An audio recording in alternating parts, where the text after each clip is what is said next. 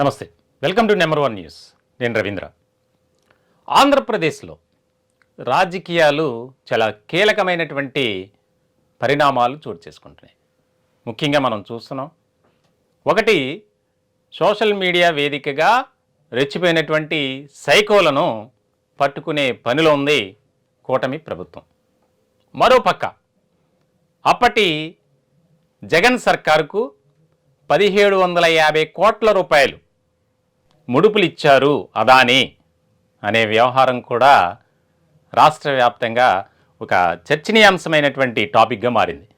వాస్తవంగా కేవలం రాష్ట్రానికే పరిమితం అవలా ఈ అదానీ వ్యవహారం అయితే దేశవ్యాప్తంగా చాలా కీలకమైనటువంటి అంశంగా ఒక చర్చ జరుగుతుంది రాజకీయ వర్గాల్లో. ఇప్పుడు ఈ అంశానికి సంబంధించి రిటైర్డ్ ఐఏఎస్ అధికారి పివి రమేష్ ఆయన చేసినటువంటి ఒక ట్వీట్ చాలా ఆసక్తికరంగా మారింది, చర్చనీయాంశమైంది, హాట్ టాపిక్ అయింది. ఆయన చేసినటువంటి ట్వీట్లో జగన్ను ఉద్దేశిస్తూ ఆయన ట్వీట్ ఉంది. రాజుకు లబ్ధి చేకూరే విధంగా ఇద్దరు ఐఏఎస్లు కీలక పాత్ర పోషించారు, వారిపై చర్యలు తీసుకోండి. దీనిపై లోతుగా సమగ్రంగా విచారిస్తే చాలా విషయాలు బయటకు వస్తాయి అనేది ఇప్పుడు ఇటు రాజకీయ వర్గాల్లో ఐఏఎస్ అధికారుల వర్గాల్లో కూడా ఒక కీలకమైనటువంటి పరిణామంగా టాపిక్గా మారిపోయింది. ఇప్పటికే అధికారం కోల్పోయిన తర్వాత జగన్మోహన్ రెడ్డి ఎన్నో రకాలుగా ఇబ్బందులకు గురవుతున్నారు. ముఖ్యంగా ఆ పార్టీలో ఉన్నటువంటి నాయకులు సోషల్ మీడియా వేదికగా 5 ఏళ్ల పాటు రెచ్చిపోయారు. ప్రభుత్వం దిగిపోయిన తర్వాత, అంటే అధికారం కోల్పోయిన తర్వాత కూడా కూటమి నేతలపై, అంటే కూటమి ప్రభుత్వంలో ఉన్నటువంటి పెద్దలపై ట్రోల్స్ చేస్తున్నారు అనేది, దానికి సంబంధించి ఎలాంటి పరిణామాలు చోటు చేసుకుంటున్నాయో మనం చూస్తూనే ఉన్నాం. ఇలాంటి క్రమంలో ఈ అదానీ వ్యవహారం ఒకటి బయటికి రావటం, 1750 కోట్ల రూపాయలు ముడుపుల వ్యవహారం, దీని మీద తీవ్రమైనటువంటి స్థాయిలో చర్చ జరుగుతున్నటువంటి సందర్భంలో పివి రమేష్ ట్వీట్ అనేది చాలా ముఖ్యమైనటువంటి అంశంగా మారింది. ఆయన రాష్ట్ర ప్రభుత్వంలో కీలకమైనటువంటి అధికారిగా పనిచేశారు. ఆయన్ను గత ప్రభుత్వం చాలా ఇబ్బందులకు గురి చేసిందని కూడా మనం తరచు విన్నాం. ఇటువంటి క్రమంలో ఆయన ట్వీట్ల వర్షం, ముఖ్యంగా జగన్ని ఉద్దేశిస్తూ చేసినటువంటి సందర్భాలు కూడా చాలా ఉన్నాయి. ఆ ఇద్దరు ఐఏఎస్లు ఎవరు? జగన్మోహన్ రెడ్డికి అత్యంత సన్నిహితంగా వ్యవహరిస్తూ రాత్రికి రాత్రే ఫైల్స్ మీద సంతకాలు చేయటం, దానికి సంబంధించి అన్నీ రెడీ చేయటం, ఇవన్నీ చకచక జరిగిపోయాయి. కొద్ది రోజుల క్రితం మాజీ మంత్రి బాలినేని శ్రీనివాసరెడ్డి ఆయన కూడా ఒక బాంబు పీల్చారు.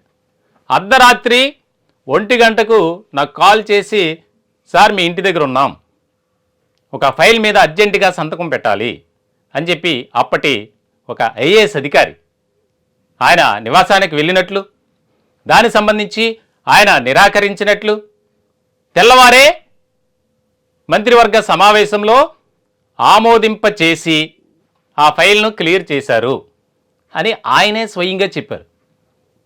ఇటువంటి సందర్భంలో రాజకీయ వర్గాల్లో కూడా ఒక చర్చ జరిగింది. అంటే అప్పుడు ఆ డిపార్ట్మెంట్కి సంబంధించి మంత్రిగా ఉన్నారు బాలినేని, ఇప్పుడు ఆ పార్టీలోంచి బయటకు వచ్చారు. ఇటువంటి క్రమంలో ఆయన చేసినటువంటి వ్యాఖ్యలు కూడా రాజకీయంగా ఆసక్తిగా మారాయి.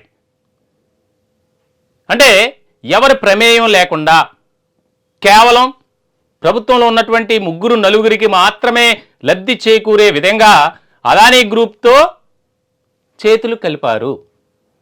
దానిలో భాగంగానే 1750 కోట్ల రూపాయలు అదానీ ముడుపులుగా ఇచ్చారు.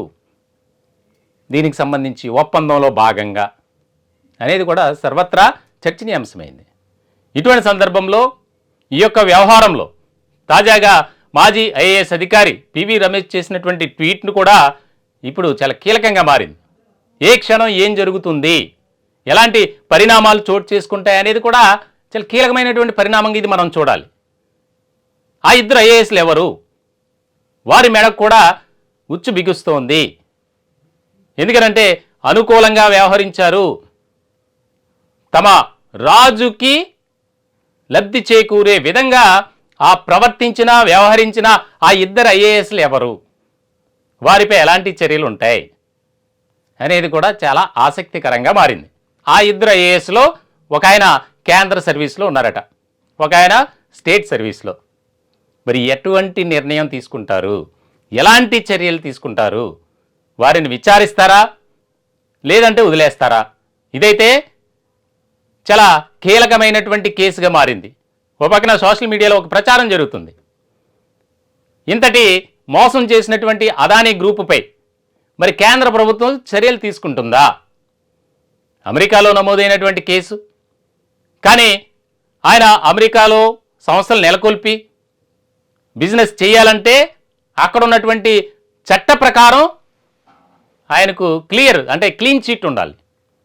మరి దీనికి సంబంధించి కేంద్ర రాష్ట్ర ప్రభుత్వాలు ఎటువంటి చర్యలు తీసుకుంటుంది? రాష్ట్రానికి సంబంధించి కూటమి నేతలు, ప్రభుత్వంలో ఉన్నటువంటి పెద్దలు దీన్ని ఎలా చూస్తారు, ఏ రకంగా చూస్తారు? ఇప్పటికే జగన్మోహన్ రెడ్డికి ఇది చాలా ఇబ్బందికరంగా మారినటువంటి వ్యవహారం.